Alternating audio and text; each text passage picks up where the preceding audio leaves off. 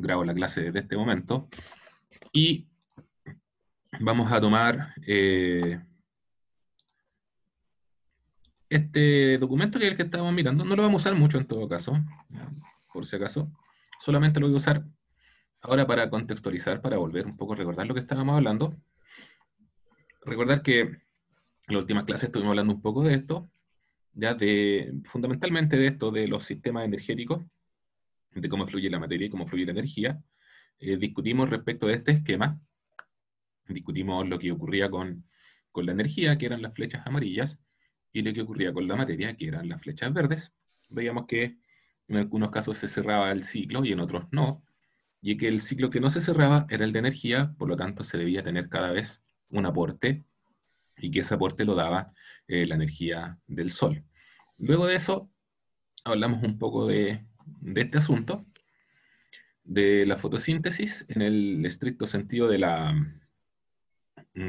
ecuación que la representa, la ecuación química que la representa, ¿ya? Que nos decía que el dióxido de carbono con el agua se utilizan más la energía de la luz para producir glúcidos y oxígeno, y que los productos de la fotosíntesis eran utilizados después en un proceso que es antagónico, que se conoce como respiración celular, ¿ya? Para sacar esa energía desde esos elementos, y habíamos quedado hasta aquí, me parece, hasta este esquemita donde veíamos lo que pasaba en el interior de estas burbujitas donde habían animales y plantas, y se evidenciaba de esta manera una relación de interdependencia.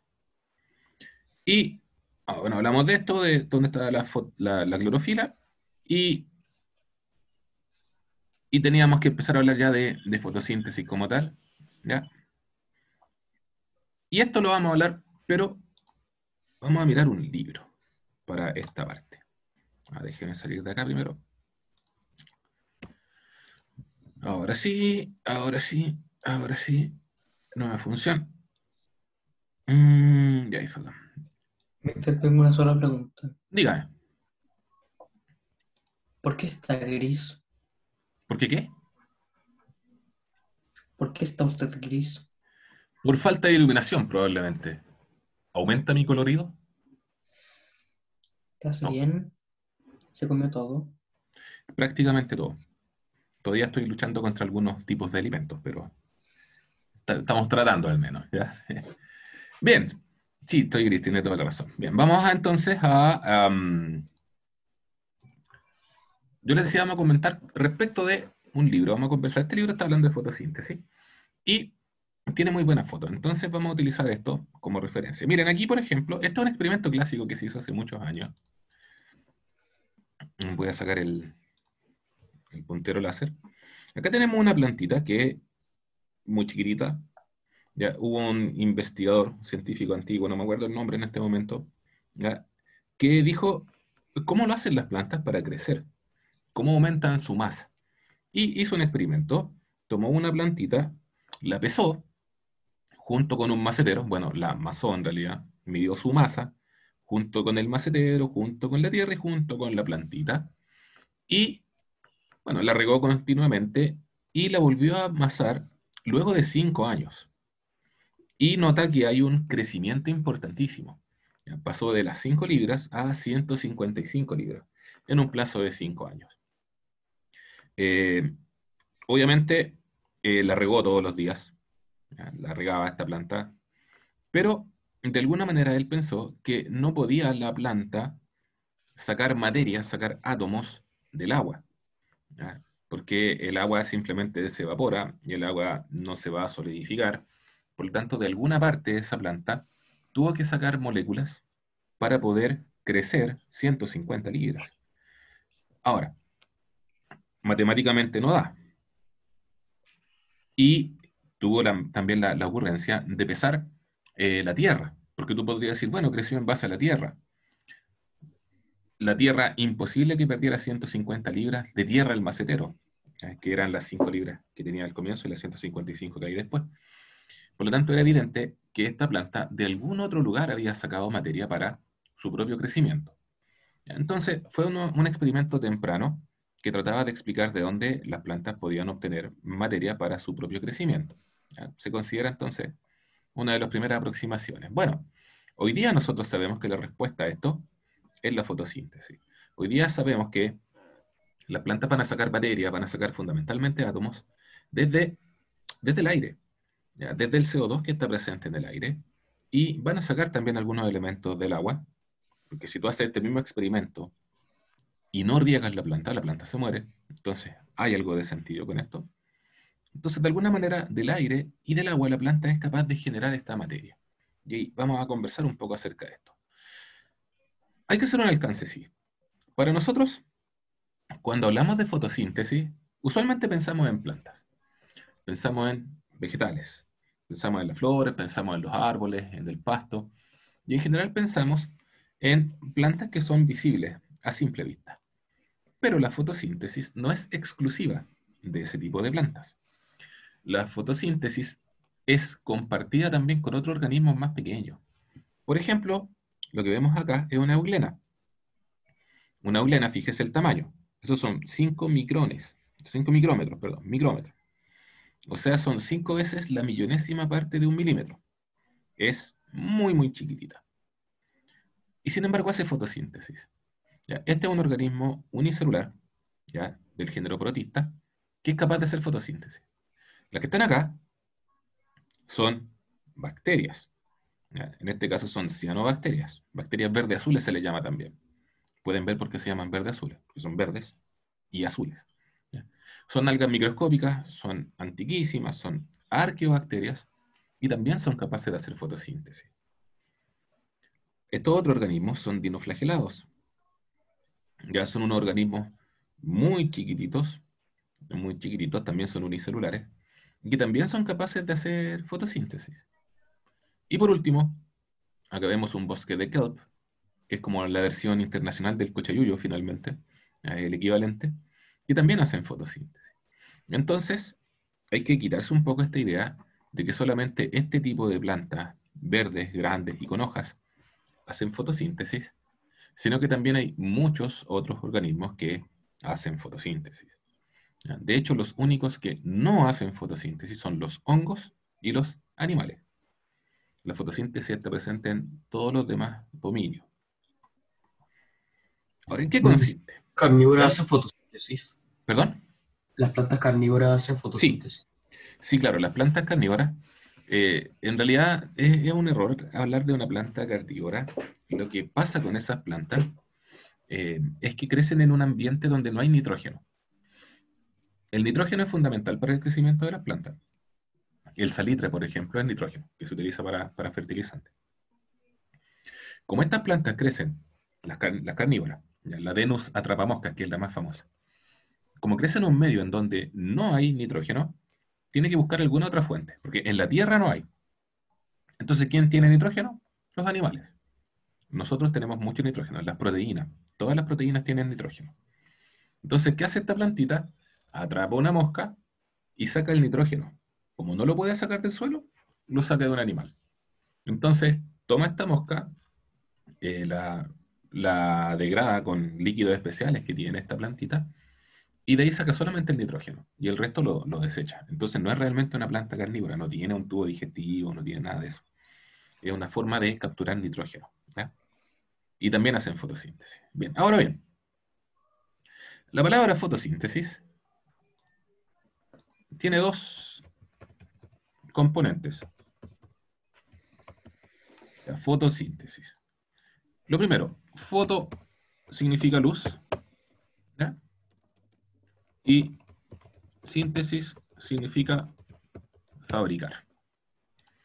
¿Ya? Por lo tanto, la fotosíntesis es, de su etimología, significa fabricar por medio de la luz, fabricar mediante la luz, o fabricar con el uso de la luz.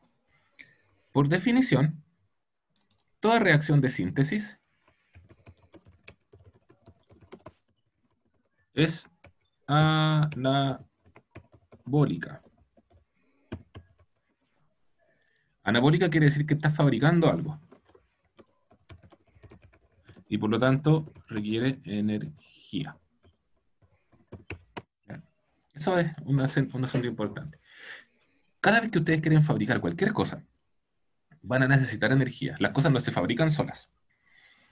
Sea lo que sea que tú quieres hacer, necesitas energía. Si quieres hacer un avioncito de papel, necesitas energía para tus músculos, para doblar la hoja, para doblarla para acá, para darle la forma. Todo eso necesita energía. Todo lo que sea fabricar la necesita. Entonces, la fotosíntesis, como es una reacción anabólica, como es una reacción de fabricación, necesita energía. ¿Quién le da esa energía? El sol. Ahora bien, recordemos, tal como les decía recién, es una reacción una palabra, perdón, que está en dos partes, una reacción de foto y una reacción de síntesis. Y aquí la están dividiendo bastante bien. En este dibujito que está acá, están haciendo la diferencia entre los dos estados, porque finalmente la fotosíntesis, ahí sí, ocurre en dos etapas, ¿ya? Y esas están muy bien representadas en esta plantita. La primera parte está acá, hasta ahí, ¿ya? Esa corresponde a la reacción, a la fotorreacción. Se le llama también fase dependiente de la luz, porque depende de que haya luz. Y aquí es donde ocurre lo que está representado en este dibujito. ¿Qué tenemos? Bueno, por una parte, el agua sube por las raíces y va a llegar hasta una hoja, ¿ya? El agua se utiliza para romper su molécula. En el fondo, la fotosíntesis lo que hace en una primera etapa es romper la molécula de agua. Acuérdense que el agua es esto, H2O. ¿Qué pasa entonces? Lo voy a simplificar por si acaso. No es exactamente esto lo que ocurre. Viene la luz, ¿ya? Toma el agua y la rompe. ¿La rompe de qué manera? Así. Pum. Entonces, del agua quedan protones, hidrógenos, electrones y oxígeno. Se separan sus componentes, ¿ya? Ahora, si lo quieres hacer bien, tienes que ser 4 protones, ¿ya? 4 protones, 4 electrones y una molécula de oxígeno. Eso es lo que se genera en la primera etapa. Eso está pasando. Ahora bien, punto importante. Se produce oxígeno. Y ese oxígeno es el que sale acá. Cuando nosotros decimos que las plantas producen oxígeno, ya, en la fotosíntesis, estamos en este momento explicando de dónde viene ese oxígeno. Y esto es interesante porque muchas veces las personas dicen que las plantas limpian el CO2, ¿ya? Y que el CO2 lo limpian y devuelven oxígeno. Y la verdad es que en este punto, en esta primera parte, el CO2 todavía ni siquiera aparece. ¿De dónde viene el oxígeno que las plantas tiran a la atmósfera durante la fotosíntesis?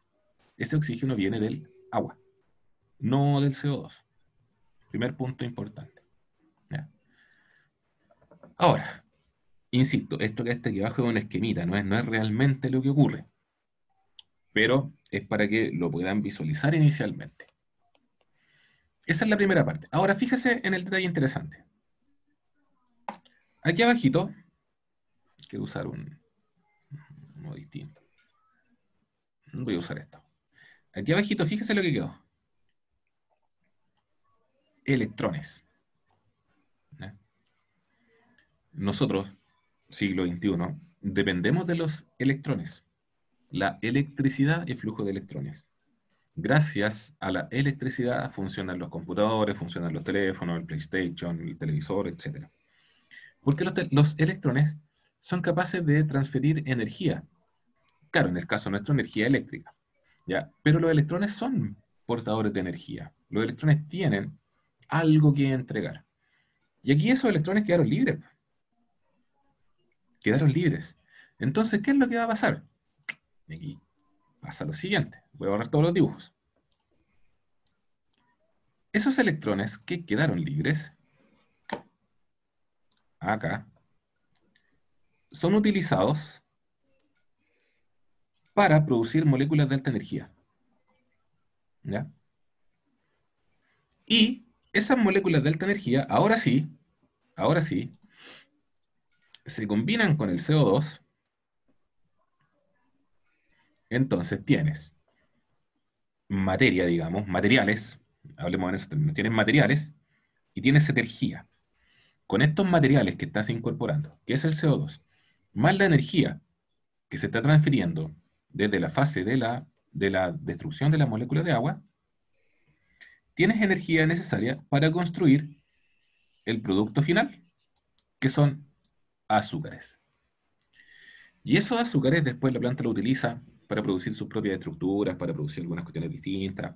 O sea, ahí ya la planta puede hacer uso de esas moléculas de alta energía. Ese es un esquema ultra sintético de cómo funciona la fotosíntesis. Y de hecho es así. Entonces, ¿cuáles son los reactantes? La luz, el agua y el dióxido de carbono. ¿Y cuáles son los productos? El oxígeno y azúcares.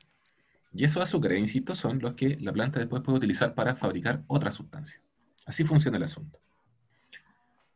Ahora, tenemos que tener conciencia de la parte anatómica de este asunto. Entonces, nos vamos a centrar un poco ahora en la parte de la anatomía de la hoja de una plantita. Vamos a tomar acá una hoja. De esta hojita se saca una muestra, la llevamos al microscopio, se corta una hoja de arriba hacia abajo, ya la estamos viendo de lado aquí esta hojita, y en la hoja hay arriba un tejido que es especialista para proteger a la hoja, ya del agua, de los insectos, y más abajo yo tengo estas cositas que son células. Recuerden que células ustedes lo estudiaron el año pasado. ¿Ya? Aquí esto es una célula, eso es otra célula, y eso es otra célula, y esas células son fotosintéticas. O sea, son células que pueden hacer fotosíntesis. Y hacia abajo, bueno, está la parte de abajo de la hoja. Bien. Ahora, si la esquematizamos, tenemos esto. Una planta, una hoja. De una hoja sacamos una célula. Esa es una célula vegetal. Y si usted recuerda, dentro de la célula vegetal hay unas estructuras que se llaman cloroplastos.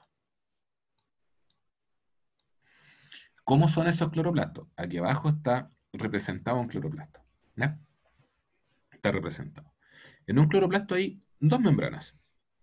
Hay una membrana externa, aparece aquí, la que está por más afuera, la voy a destacar con rojo y con buen pulso. Esa sería la membrana externa. Y hay una membrana interna, que vendría a ser esa que está ahí. Ahora, la membrana interna, en algunos momentos, genera pliegues. Genera pliegues. Genera pliegues. Esa membrana interna, entonces, podría generar pliegues. Y esos pliegues son lo que nosotros vemos ahí adentro, que se llaman granas, ¿ya? Pero son pliegues de la membrana interna. ¿Cómo se llama la membrana interna? Tilacoides, ¿ya? O membrana tilacoidal. Y la membrana externa se llama membrana externa. Y lo que está por fuera,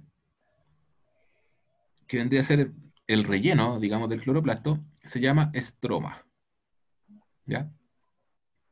Entonces, esta se llama en español tilacoides. Y esto de acá se llama estroma. Ahí sí. Estroma. ¿Ya? Entonces hay que hacer la diferencia entre esos dos, entre esos dos momentos, ¿ya? Entre la tilacoide y el estroma, que van a ser importantes para cuando estemos hablando ya un poco de la forma en cómo se realiza la fotosíntesis. Mister, ¿y esas tilacoides qué hacen?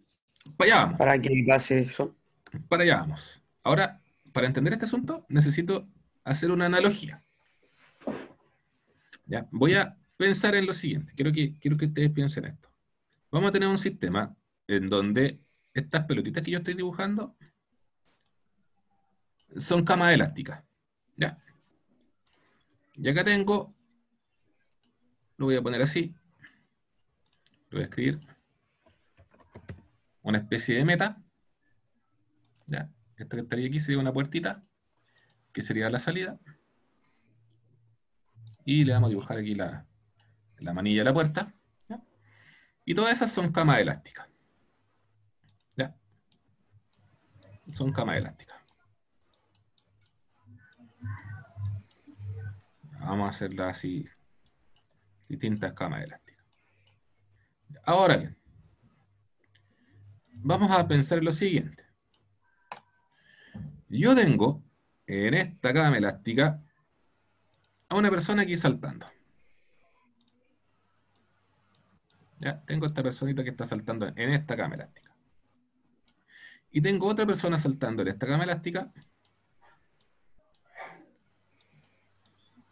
Y bueno, y otra acá. Y otra persona saltando en la cama elástica acá. ¿Ya? Están todas saltando. De modo que están saltando sobre el lugar. Arriba, abajo, arriba, abajo. Bueno, la primera persona de la que estoy hablando, la que está acá, puede estar saltando arriba, abajo, arriba, abajo, arriba, abajo. Perfecto. En cada cama elástica solamente puede saltar una persona. Una persona.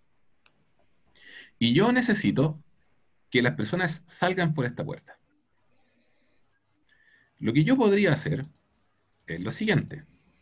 Le voy a dar más energía a esta persona para que salte más y de modo que en algún momento su salto sea hacia la cama que está al lado. Ya, si tiene poca energía puede saltar solamente en el lugar. Pero si yo le aumento la energía, esta persona podría eventualmente saltar hasta la otra cama. Si esta persona salta hasta la otra cama, va a empujar a esta para saltar acá. Y esta persona, la persona B, digamos, al saltar hacia la cama C, va a impulsar a su vez a la persona C para que llegue acá. Y por lo tanto esta persona se podría ir. ¿Ya? Esa es la idea. No sé si se entiende más o menos el concepto, que en el fondo estas personitas para saltar tienen dos opciones. ¿Ya? Una opción 1, saltar en el lugar. Y una opción 2, saltar a la otra cama. Esas son las opciones que tiene cada persona. Pero tenemos que reconocer la opción 2 demanda más energía. La persona necesitaría un mayor impulso. Esa es la idea, ¿vale? Ahora, esto simplemente es una analogía. Pero tenemos el siguiente problema. Que si ocurre esta situación que yo estoy representando en las flechitas rojas, en esta cama no quedaría nadie. Y después, ¿quién empuja a esta? O sea, porque esta saltó para allá y todo, ¿ya? Pero acuérdate que la persona que estaba acá quedó aquí. Y la que estaba aquí ahora está acá. Entonces tengo el siguiente problema. Se me desocupa este asunto. ¿Cómo yo podría seguir llevando gente hacia allá, hacia la puerta, si ya no tengo a nadie acá? Lo que tendría que hacer yo es reemplazar a esa persona que se fue con una nueva persona. Que llegue acá, ya, llegaría una nueva persona, y ahí, de nuevo, si es que esta persona logra buena energía, podría saltar para acá, y etcétera, etcétera. De modo que yo requeriría estar continuamente reemplazando con nuevas personas ese punto de la cama, la primera cama, ¿ya? Esa es la idea. Bueno, algo parecido ocurre en la fotosíntesis. La diferencia está en un par de cosas. Bueno, una de las primeras diferencias es que esta línea de camitas, está en la membrana tilacoidal. Y que esas, en vez de ser camas elásticas, son un pigmento que se llama clorofila. Y estas, en vez de ser personas que están saltando, en realidad son electrones. En la fotosíntesis ocurre, insisto, algo similar. En vez de camas elásticas, en la membrana tilacoidal, perdón, en vez de camas elásticas, son moléculas de clorofila. En vez de personas saltando, son electrones. Entonces, la pregunta es, ¿quién le da energía a esa persona para que de pronto, en vez de estar saltando en el lugar, salte hacia el otro lado? Bueno, esa energía se la da la luz. ¿Por La qué la luz luz? incide sobre el electrón, aumenta su estado energético y ese electrón salta hacia otra molécula y otra molécula y otra, y se van. Ahora, no es que se vayan para ninguna parte, se van hacia un lugar donde tienen que irse, que lo vamos a conversar enseguida. Y acá está el agua. Entonces, el agua llega hasta acá, aquí se rompe el agua, se va el oxígeno a la atmósfera, se van los protones a un lado especial que después vamos a ver, y los electrones del agua pasan para acá. De modo que cuando llega la luz, este electrón salta, saltan, se van para allá. Este electrón hay que reemplazarlo, viene otra molécula de agua, pone otro electrón, saltan, y así sucesivamente. Y siempre la luz es la que está dando la energía para que se produzcan estos saltos. Ahora, vamos a verlo, insisto, eso es una analogía, no es un ejemplo perfecto de lo que ocurre, es solamente para que podamos entender más o menos cómo funciona el asunto. ¿Ya? Vamos a ir después a esa parte de los pigmentos. Esta es la idea. Ahí está el tilacoide y cada uno de esos puntitos es una molécula de clorofila. Se me fue al otro lado. Tararán, tan, tan. Ahí era.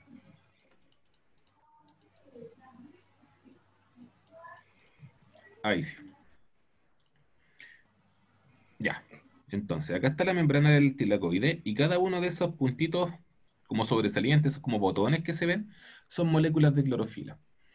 En una molécula de clorofila vamos a encontrar un electrón con su estado normal energético, pero cuando el Sol alumbra ese electrón, aumenta su nivel de energía. En el fondo, aquí está la persona, diríamos, sentada sobre la cama elástica y aquí está saltando en la cama elástica. ¿Ya? Ahora bien, ¿qué pasa? Ese electrón tiene dos destinos posibles, nos dice aquí. ¿Ya?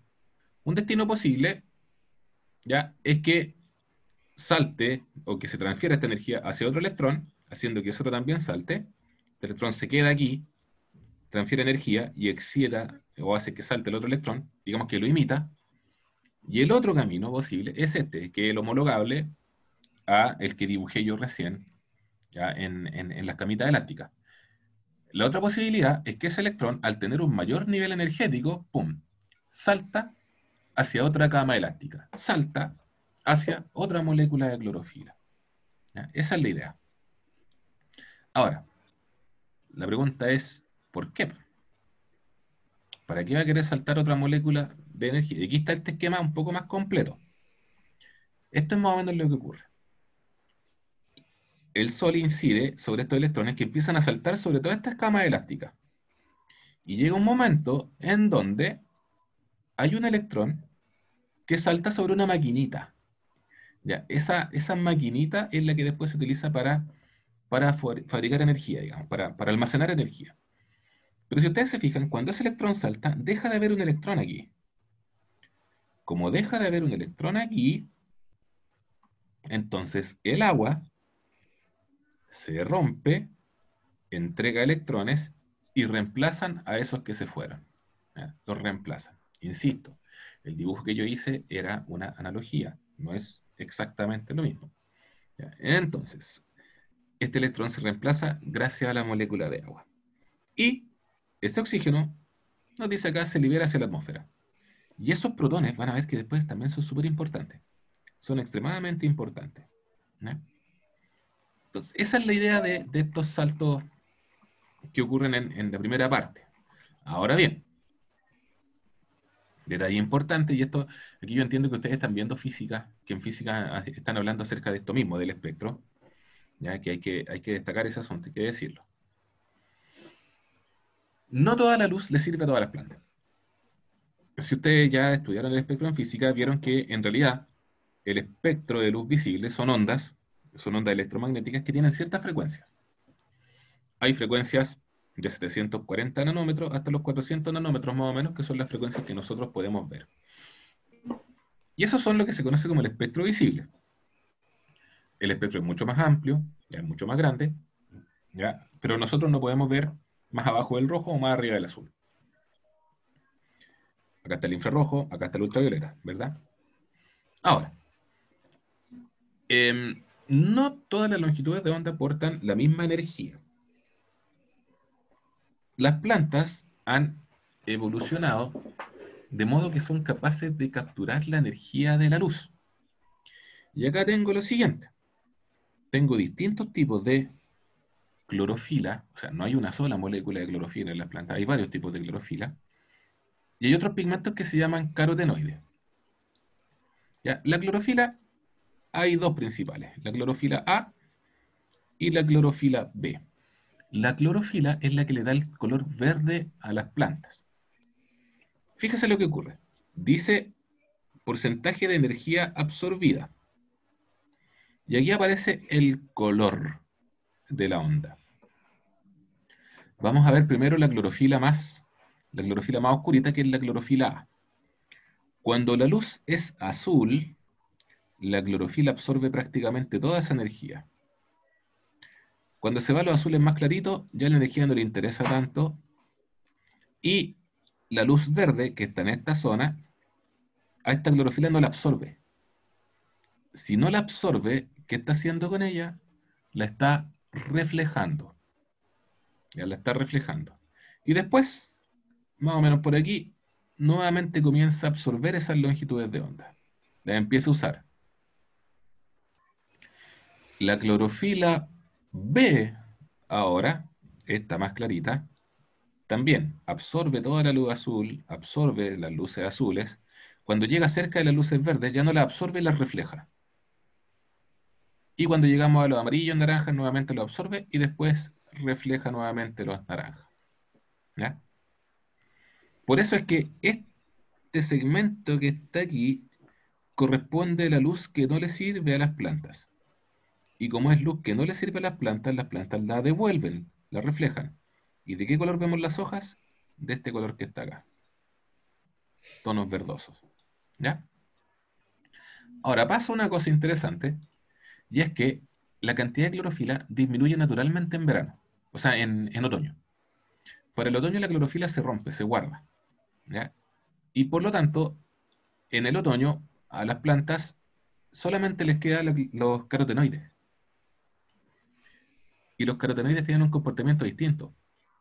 Absorben la luz azul y fíjese, la luz verde absorben una parte de la luz verde y reflejan esta. Esos tonos no les gustan a los carotenoides y los reflejan. Por eso es que en otoño vemos las hojas de estos colores, amarillos y rojos. La clorofila podría absorberla, pero no hay. No hay clorofila. Como no hay clorofila, no la absorbe y simplemente se reflejan. ¿Ya? A eso hay que darle una vuelta después. Pero aquí abajo está el esquema. La luz que llega desde el sol, todos los colores. En verano, bueno, primavera dice acá, la luz se refleja. ¿Qué tonos reflejan? Verdes y amarillos. En otoño, llega nuevamente la luz del sol, todos los colores. ¿Ya? ¿Cuáles son los colores que se reflejan? Amarillo y naranja. ¿Por qué? Porque la cantidad de clorofila, ¿ya? Que son pigmentos, es baja durante el otoño. Y la cantidad de clorofila es alta durante la primavera. ¿Ya? Entonces eso, denle después una vueltecita para que entiendas más o menos cómo cambian cromáticamente las hojas. ¿Ya? Bien. Bien, bien. Voy a volver a la presentación. Porque en esta presentación está escrito más o menos lo mismo que hemos hablado hasta ahora. Dejamos traer el esquema general. No, no está aquí, el esquema general es solamente. En ese esquema que está ahí abajo, fíjese. Vamos a separar aquí. Voy a hacer de aquí. ¿Ya? Esta es la fase que se conoce como luminosa. ¿Ya? O sea, para acá todo esto depende de la luz. Y para el otro lado está la fase que se conoce como fase oscura. En realidad, esa definición no es muy correcta. En realidad debe llamarse fase dependiente de la luz. Eso es más correcto. Para este momento, fase dependiente de la luz. Y la otra, lo más correcto es decir fase independiente. ¿Ya? Es más correcto, por una razón súper simple en realidad. Esta fase, tal como el nombre lo dice, depende de la luz. Para que ocurra, tiene que haber luz. Y la fase que está acá, cuando le damos el nombre de fase oscura, se tiende a pensar que solamente ocurre cuando no hay luz. Pero la verdad de las cosas es que también puede ocurrir si es que hay luz. En otras palabras, este nombre que es mejor, fase independiente de la luz, lo define. Esta fase ocurre haya o no haya luz. Y esta fase ocurre solamente si hay luz. Entonces, sacamos esto de acá. Y esto es lo mismo que habíamos visto recién por si acaso, en el dibujo general de la plantita. En una primera etapa llega la luz. La luz se utiliza para romper la molécula de agua dentro de la membrana que se conoce como tilacoides y se libera el oxígeno que se va a la atmósfera y se producen estas moléculas que están acá. ATP y NADPH más H. Que esa es la incógnita que tenemos que tratar de resolver ahora.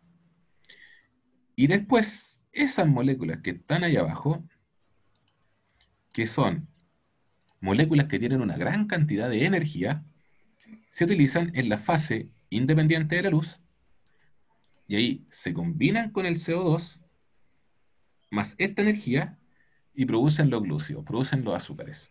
Eso lo hacen en el estroma. ¿Ya? Ahora, ¿cómo lo hacen en particular? ¿Qué son esas moléculas incógnitas, NADPH y el ATP? ¿Y cuáles son los productos finales? Eso lo tenemos que ver ya la próxima semana. ¿Ya? Muchachos, voy a subir la clase, voy a tratar de subirla al tiro. Traten, por favor, de verla, de analizarla antes del siguiente día viernes. Acuérdense que el próximo viernes, cada 2 clases, vamos a ir teniendo quiz al final. ¿Ya? Quiz al final. Entonces, el próximo viernes tenemos la clase y los últimos minutitos, unas 4 preguntas de los temas que hayamos hablado en estas 2 clases. ¿Vale? Estamos, muchachos. Que estén súper bien. Que tengan un gran fin de semana, que descansen. Chao, mister. Chao, muchachos. Que estén muy bien.